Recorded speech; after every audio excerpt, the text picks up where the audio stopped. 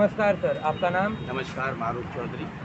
Sir, आपको क्या लगता है कि नोएडा सेक्टर 12 में कौन सी पार्टी ज़्यादा मजबूत है, कौन सा कैंडिडेट ज़्यादा मजबूत है? समाजवादी पार्टी सुनील चौधरी। सर, आप आने वाले 5 साल में क्या-क्या विकास के कार्य अपने क्षेत्र में देखना चाहते हैं?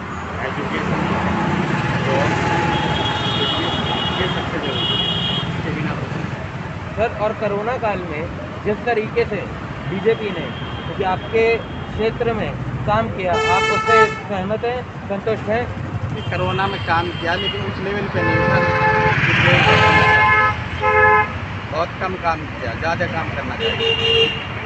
सर, आपको क्या लगता है कि ये जो यूपी इलेक्शन है, इसमें जो पंकज जी हैं हमारे बीजेपी के कैंडिडेट, उनके काम से पिछले 5 साल में आप संतुष्ट हैं? नहीं, मैं ऐसा क्यों?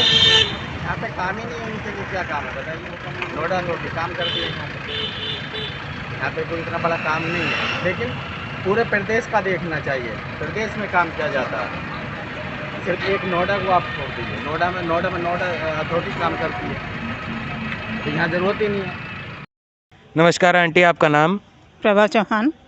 आंटी, सेक्टर 12 में जो भी आपके वर्तमान विधायक जी हैं हमारे पंकज सिंह जी, आप उनके कार्यों से संतुष्ट हैं?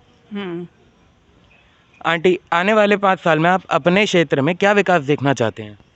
विकास तो ये है कि काम धंधा अच्छे हों, रोज़गार मिले, और वैसे कुछ नहीं, बस काम धंधे का ज़्यादा है और तो प्रॉब्लम इतनी नहीं है। आने वाले यूपी इलेक्शन में आपके हिसाब से कौन सबसे मजबूत दावेदार रहेगा? दावेदार तो देखो, जो सबसे बड़ी पार्टी होती है वही दावेदार होती है, तो बीजेपी है। बहुत बहुत शुक्रिया आंटी। आपका नाम? मेरा नाम राशिद हुसैन है। सर, जो आने वाली यूपी इलेक्शन है, उसमें आपको क्या लगता है कि कौन सा कैंडिडेट सबसे ज़्यादा मजबूत है? सबसे ज़्यादा मजबूत यहाँ पर नोएडा में नोएडा में तो अभी इस टाइम पंगुड़ी पाठक ही है, और वो पहली बार आई हैं यहाँ से, और जो पहले जो रहे हैं उन्होंने भी ऐसा कुछ नहीं कहा जो यहाँ से मजबूत हो। पर एक धर्म के आधार पे मान लीजिए कि जैसे आप बीजेपी को धर्म के आधार पे, वैसे तो कोई चांस नहीं है। बस इतना ही कह सकता हूँ। जो हमारे वर्तमान विधायक जी हैं पंकज जी, उनके कार्यों से आप खुश हैं, संतुष्ट हैं? अब उनके कार्यों से खुश तो लगभग यहाँ की जो है रहने वाले हैं इतना ही खुश है, 5 किलो गेहूँ के लिए खुश हैं, बाकी तो कुछ नहीं। आने वाले 5 साल में आप अपने क्षेत्र में क्या विकास देखना चाहते हैं? विकास क्या है, जो आदमी बेरोज़गार रह रहा है उसको रोज़गार मिलना चाहिए, और जो बच्चे पढ़ रहे हैं स्कूलों, जैसे मान के चलिए आप स्कूल बंद कर रखे हैं, जैसे तैसे हमने अपने बच्चों के लिए एडमिशन करा के बच्चों को पहुँचाए थे स्कूल, आपने स्कूल बंद करवा दिए, रैलियाँ चालू रहीं कोरोना काल में। ये तो देखना चाहिए कि जो आदमी मजदूर टाइप का है तो वो अपने बच्चों को कैसे पढ़ा रहा है। या तो गवर्नमेंट की स्कूलों की व्यवस्था ऐसी होनी चाहिए जो आदमी अपने बच्चों को गवर्नमेंट में पढ़ा सके। गवर्नमेंट मास्टर जी सोते रहते हैं और प्राइवेट वालों के पैसे ज़्यादा हैं, जैसे ऐसे जुगाड़ करके आदमी अपने बच्चों को उसमें पहुंचाता है, और यही कोरोना के चक्कर में 2 साल से बच्चे बेकार बैठे हुए हैं। यही कह सकता हूँ। Thank you so much sir. नमस्कार सर, आपका नाम? अजय वर्मा। सर, आने वाले 5 साल में आप अपने क्षेत्र में नोएडा सेक्टर 12 में क्या विकास देखना चाहते हैं?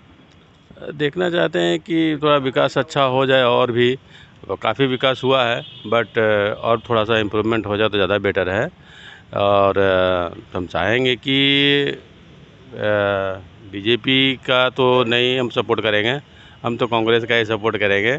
और उम्मीद है कि देखिए, जो नेता खड़ा हुए हैं पंकज पाठक यंग हैं, और एक स्टूडेंट लाइफ में भी वो अच्छा काम किए हैं अपने कॉलेज वगैरह के लिए जो भी है ना, तो वो चाहेंगे कि वो भी यूपी और खासकर नोएडा के लिए अच्छा इम्प्रूवमेंट कर सकते हैं, क्योंकि यंगर हैं, तो इन चीज़ों को देखते हुए वो सही काम कर सकते हैं। तो ये मैं सोच रहा हूँ कि मैं पंकज पाठक की तरफ से मतलब ज़्यादा मैं पक्ष में हूँ। हाँ सर, जो हमारे वर्तमान विधायक हैं पंकज सिंह जी बीजेपी के, आप उनके कार्यों से पिछले 5 साल में संतुष्ट हैं? देखिए, मिस्टर जो पंकज जी हैं, मैं तो जब इलेक्शन स्टार्ट होने वाला था तो पिछले 2 महीने से मैं नाम उनका सिर्फ सुन रहा हूँ मैं। आज तक मैंने उनका नाम तो सुना ही नहीं था, और ये भी नहीं पता था मुझे कि मिस्टर राजनाथ सिंह के बेटे हैं। और मुझे अभी पता चला कि वो पंकज जी हैं, जो वो राजनाथ सिंह जी के बेटे हैं। और 2-3 महीने से मैं सुन रहा हूँ नाम उनका, उससे पहले तो मैंने कभी सुना भी नहीं, सही बताऊँ तो। हाँ, तो देखिए, आप जब तक जनता के करीब नहीं रहेंगे तो कमियां नज़र नहीं आएंगी, है ना। कमियां नहीं नज़र आएंगी तो आप इम्प्रूवमेंट नहीं कर पाएंगे। इम्प्रूवमेंट नहीं होगा तो जनता खुश नहीं होगी, ये चीज़ें हैं। और पिछले 5-6 साल में मैं देख ही रहा हूँ कि क्या बीजेपी ने किया है, और मैं देख रहा हूँ क्लियर वे में। बेरोज़गारी इतनी बढ़ गई है, बहुत सारी चीज़ें हैं, महंगाई इतनी बढ़ गई। पहले भी बढ़ा था, बट इस रेशियो के हिसाब से नहीं बढ़ा था, जिस रेशियो से अभी बढ़ा है, काफ़ी बढ़ा है अभी। जैसे मेरे बहुत सारे जानकार लोग हैं जो कि बेरोज़गार हैं, बर्बाद हो गए हैं। मैं काफ़ी सपोर्ट में था पहले बीजेपी के, बट अब नहीं। आफ्टर कोविड में नहीं हूँ बिल्कुल भी। जी। आने वाले यूपी इलेक्शन में आपके हिसाब से सबसे ज़्यादा मजबूत कैंडिडेट कौन रहेंगे? देखिए, कंपटीशन तो रहेगा सबसे ज़्यादा। हम अभी तक फ़िलहाल कुछ नहीं कर सकते, बट कंपटीशन तो ज़बरदस्त रहेगा। सर, आपने कहा कि बेरोज़गारी ज़्यादा बढ़ गई है, तो ये आप इसे जस्टिफाई कर पाएंगे? मेरे बहुत सारे जानकार लोग हैं जिन्हें जॉब नहीं मिल रही है, उनकी फैक्ट्रियाँ बंद हो गई। मैं भी परेशान था काफ़ी, मुझे किसी ने सपोर्ट किया तो मुझे जॉब लगा। और मेरे फ्रेंड सर्कल में ही थे जो कि इंडिया के नहीं है, बाहर के हैं, उन्होंने सपोर्ट किया मुझे बाहर ही जॉब मिला है, जो मैं यहाँ पे जॉब कर रहा हूँ। कंपनी बाहर की है, यहाँ जॉब कर रहा हूँ मैं, उनके लिए यहाँ काम कर रहा हूँ। तो बहुत सारे लोग हैं जो कि बेरोज़गार अभी हैं, बहुत परेशान हैं, जो कि इस तरह का सिचुएशन मैंने कभी देखा नहीं था कि ऐसा सिचुएशन कभी पहले देखा हो कि इस तरह का दिक्कतें आ रही हो लोगों को जॉब के लिए। इवन मुझे भी कभी नहीं हुआ था सर, फर्स्ट टाइम इस तरह का फेस करना पड़ रहा है ये। सर, और जो बढ़ते पेट्रोल के दाम हैं उनके बारे में आपका क्या कहना है? बढ़ते पेट्रोल का दाम पहले भी बढ़ा है, ऐसा नहीं कि नहीं बढ़ा है, बट जिस रेशियो से बढ़ा है ना, वो रेशियो बहुत ज़्यादा है। कि अब देखिए, हर चीज़ गाड़ियों से ही सामान लाना ले जाना है ना होता है। पेट्रोल का दाम बढ़ेगा तो ऑब्वियसली हर चीज़ का दाम बढ़ेगा, सब कुछ उसी के ऊपर डिपेंड है।